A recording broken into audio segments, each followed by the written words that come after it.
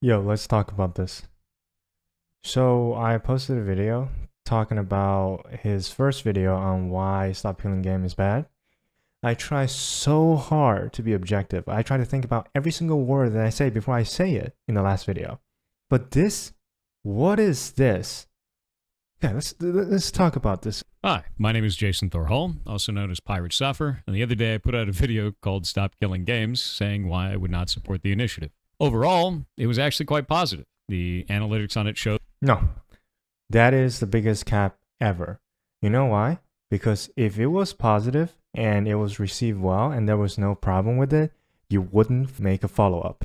that people really think it's a good idea. There's a huge amount of like ratio, and I received hundreds of comments from developers thanking me for putting it out because they can't speak publicly while they're at a business or a job elsewhere. A lot of the times, major companies will fire you if you are speaking out of turn and cause a PR I'm going to say that those people don't matter at all.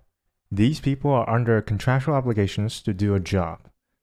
There is a reason that they can't speak out. It's because they're not fucking important enough to speak out. Okay? Those people don't matter. If you can't speak out on some issues related to your work, you're not important enough to matter in this conversation. This initiative will not matter to people that you just talked about. Okay? Those developers, they get told to do a job by their CEOs and directors. Okay? Those people are people that don't matter. disaster for those companies. And since this is such a popular thing among players, most devs aren't going to say anything to you. So I am. So let's discuss the most. They don't need to say anything. This isn't about developers. This is about publishers and business practices. This is about the business and marketing decisions. This is about product. This has nothing to do with developer. What are you on about? Common requirement of the initiative, which is games have to be left in a functional, playable state. Now, what happens if that game is a online-only live service game? Well, if you want that to stay in a functional, playable state, that means the devs have to release either server binaries or somehow carve off the game to be a single-player experience now. Some way to keep it functional and playable, right? Now, many of you are requesting, yes, I should get the server binaries so that I can go and make private servers for this. But that doesn't make a lot of sense in the real world. And the reason why is because it leaves developers open to abuse. So let's explore that a little bit. Let's say that you made your own video game and you made a live service game. Maybe it's an MMO, maybe it's something else, right? And let's say that I want to monetize that game, but you don't allow monetization of the game by That is fair. any other party. This makes sense because most creators don't allow for that. You can't just take someone else's art and profit off of it. Normal, right? So then I go, well, how am I going to force you to do this? Under this initiative, you would have to release the server binaries or keep the game in a functional, playable state at end of life. So I hit you with a ton of bots. I hit you with a ton of exploits. I attack your community. I destroy your Reddit. I go after your business. I go everywhere that I possibly can to make this. If you don't have the capability to do this, let the game go. This is literally a paradox that he's talking about. So if the game is popular and profitable and is facing those problems, then the developer has failed its job to moderate their own game. And if the game is at the end of its life and is facing those problems, why the fuck do I care? Why the fuck do you care? Cost as much as it possibly can for you.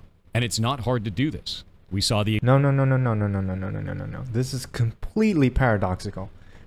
If a game is at the peak of its life, this is a non-issue. Why is that? Because if a game is popular and is profiting, and those kind of things are happening, it's because you failed at your job at moderating, okay? And on the other hand, if a game is at the end of the life, and the game is no longer popular, it has like a couple hundred players playing it, and you're facing those kind of problems, why not just fucking let it go? It's not profitable to you to begin with. exact same thing happened in TF2 recently. The mass A lot of people know about those examples. I'm not going to talk about it again. This is so bad. This example is literally contradictory to his point. Because the botting attack and the cheaters are happening on official servers. The community servers were completely fine because they have moderators. massive amount of bots that were attacking the game. This is not infeasible. This is something that is very easily attainable today. And let's say that Yes, it is doable, it's technically possible, but the premise is paradoxical. this goes on long enough that your game dies because you can't afford it anymore. Bro, if your game is popular, you need to spend money to moderate it. And if it's already dead, just let it go. And your studio has to shut down. At end of life, you now have to release those server binaries to keep the game in a functional playable state. At which point I take those, I create a private server, and I monetize it. So No. That's not how it works. That's not how it works. You can't just... No. some people have said, well, simply don't allow monetization of the server. Well, who's going to enforce that? If Whoever owns the copyright at the time. you want a government initiative to enforce that, that means the government has to build a registry of all It already has. It's called the copyright law. It's the Title 17 of the United States Code. of those games and all of that intellectual property that shouldn't be monetized, and then somehow enforce that with no one owning. What are you talking about? No one owns it. There's always a copyright owner of an intellectual property. It is very clearly defined and covers almost all existing circumstances of copyright ownership transfers. Even when a company goes under, even when the creator of an art dies, the copyright ownership has a proper transfer process. Whoever holds the copyright at the time gets to decide what happens with it. Because those studios have shut down. That's going to be a massive burden. On top of that, if you want to go the other route and say the company has to go and control it, well, what if the company's not around anymore? Is that just... If a company goes under, they liquidate their assets, meaning they sell off their intellectual properties and all the other assets that they have. So they initiate a transfer of ownership of copyright. So whoever holds the new copyright gets to decide. just able to be monetized now? Again, this was obtained through... No. Whoever holds the copyright decides what to do with it. Whether they allow the people to monetize it using their own server binary, or they strike down all existing private servers. It's up to them to decide what to do. through abuse of the original creator. I don't think that's a good route. And this scenario... No, once the copyright ownership transfer is complete, it has nothing to do with the original creator anymore. Okay, you're done. You do not claim any royalty over this copyright. scenario gets even worse if you do allow monetization. Because now I can just kill off your company and then monetize the server and no one will ever come after me. Now it's even more of a problem. So allowing monetization of this work is strictly worse. And for those of you out there that say, oh, this can be done right now, I agree with that. You should not monetize that. Like, you should not be able to monetize that based off of the premise that somebody still holds. No, that is not a premise. That is a fact. Somebody will still hold the copyright ownership. Okay? So if that copyright owner decides to let other people monetize the work, that is a terrible decision. So I do agree with it that you should not let your customers monetize your work. just destroy your studio and take your stuff anyway. You could, but this allows a route for it to be legal to do so. That's the problem. After putting this out publicly and talking to people about it, this specific scenario on both... No, it is never legal. What are you talking about? You cannot monetize, redistribute, resell, make copies, make adaptations of it, and resell it. You cannot make any monetary gains without the permission of the copyright owner. So whoever owns the copyright gets to decide that. This is called the exclusive rights of copyright ownership. And you, no matter who it is, as the copyright owner has every right to terminate all illegal monetization of their copyright. YouTube and Discord and Reddit and a bunch of other locations, I got a couple of takes back. We're going to start with the most extreme position and kind of go from there. So, in the most extreme, people said live service games shouldn't exist at all, and the initiative will kill them off for good, and that's a good thing. Well, you don't get to define what players get to play or not play. I agree. Those fuckers who want live service game dead, you don't matter. You mean nothing. You also shouldn't be able to get to define what developers build or don't build. You should not have creative control over the developers, and you should not have control over what is And they do not. The market does. in my Steam library or on my phone. That doesn't make any goddamn sense. Aside from that, the initiative does not purport to kill live service games. It would just make it incredibly difficult to build said games and add a lot of risk to it, which is why I'm bringing all of this up and why I don't support the initiative in the first The initiative never specifically mentioned live service game. place. A lot of people don't realize that this will slowly diminish live service games in the market because it's not an incentive for us to build them anymore, which means you get less multiplayer live experiences. That sucks. I like live service games. I enjoy playing things like Final Fantasy XIV. I enjoy going and playing in games, in the past at least, like League of Legends. These are games that are live service. They require a live service to run. And Those games should not be run indefinitely. If a game can only be played online and is a team-based game and you need a certain amount of people to play it, and you can't get that amount of people, those games to a degree, I think he's completely right. You cannot require those games to run indefinitely. you shouldn't be able to take that away from people. And if that's your only position on this, not only are you disingenuous in what the initiative is purporting to try and achieve, but you're also aggressively attacking other players instead of trying to fix something. So the next one is that this is about games preservation, and that it needs to happen to preserve these types of games for future generations and for everyone to always have forever. But I would argue that this isn't actually preserving these games. Social games, such as, let's say, Apex Legends, require a number of players to be in the match at the same time so that you can have an experience that is only able to be obtained through lots of players interacting, right? It's a multiplayer game. You need a bunch of people. How many of you have felt negatively when an MMO dies or when a live service game dies? Oh, He's right on this. There are social game whose concept is completely based off of social interactions. And when that kind of games loses player base, it might as well just die. So he is completely right in that it doesn't make sense for all games to be required to run indefinitely. But that's why we're starting this. Okay? That's why we're beginning to talk about it.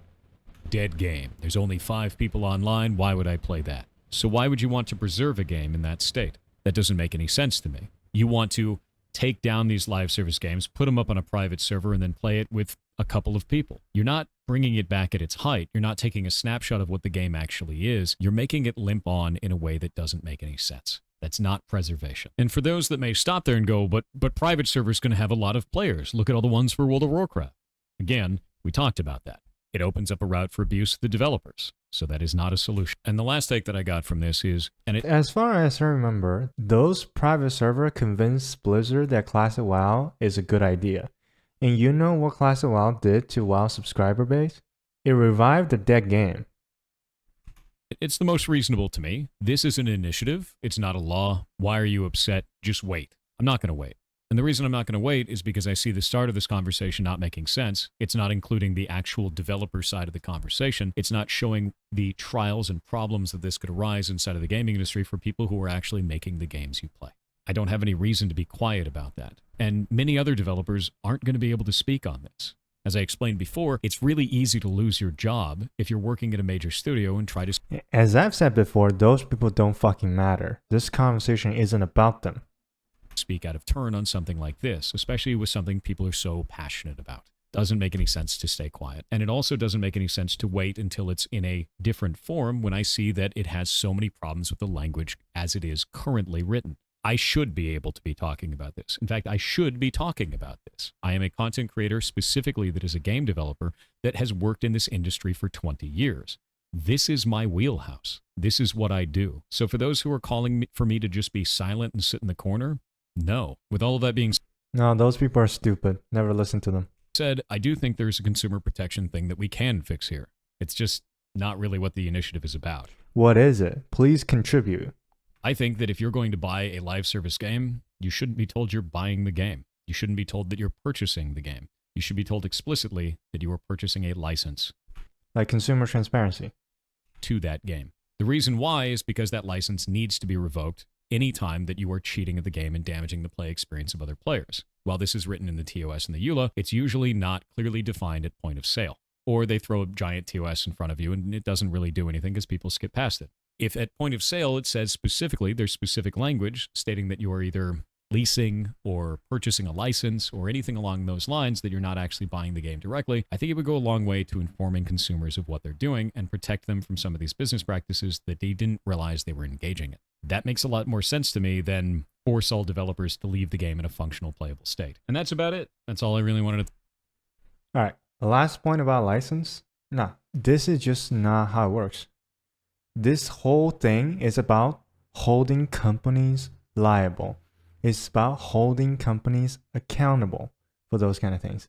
It's not about licenses. We've always been sold licenses. You just don't know it because company used to act in good faith.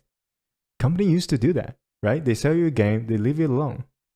This is not about a technical thing. Copyright law has existed long before video game was a thing. Licenses have worked long before video game was a thing. Video games has always been a licensed product. Okay? Let's get that straight. Video game has always been a licensed product. It has never been something you can buy the copyright of. What distinction are you actually making here? You're making the distinction that there needs to be transparency. What is there to be transparent about? About buying video game versus buying licenses? You've always been buying licenses. It just happens to be that companies aren't dipshits in the past and do whatever the fuck they want and fuck you over. At least in the United States, in copyright laws, it is called the exclusive rights of copyright ownership. They have the ultimate deciding power on what you can do with their product, with their copyright. That's all it is. That's what this initiative is trying to achieve. This initiative is trying to add accountabilities to those companies. Obviously, the messaging of the initiative isn't perfect, which is why we need people like you. How can we come up with a better solution so that it doesn't hurt indie developers? And that's the only thing that you're saying here that actually makes sense. The only developers that this hurts is indie developers. If we apply this unilaterally, indie developers are the one who's going to get hurt the most. So those developers that you talked about who works in mega corporations that doesn't even have enough power to speak up, okay, they don't matter in this conversation. They get told what to do and they fucking do it. Lastly, I want to mention, why are you so oppositional to this? We need people like you to make this work. We don't understand everything, especially from the indie developer side. And that's the thing that actually could potentially receive the most harm. Why be so oppositional? Why diminish and dismiss this initiative as opposed to help us understand what kind of system or rules we can set up to not harm those small developers? How can we not see you as in acting in bad faith when you're being so oppositional to something that is so obviously just trying to push for consumer right? None of the things that you said in this video makes any sense at all. It just shows a clear lack of understanding of how business works and how copyright law works. Okay, the example that you use of TF2 is literally a counterexample to your argument. So I don't know what you're doing here, Mr. Thor. Why not just help us make companies responsible for fucking us over? There isn't a technical distinction between selling licenses and selling games. Copyright owners have always had the absolute right to do whatever the fuck they want. It just happens to be that they didn't use to fuck us over. The end of the video.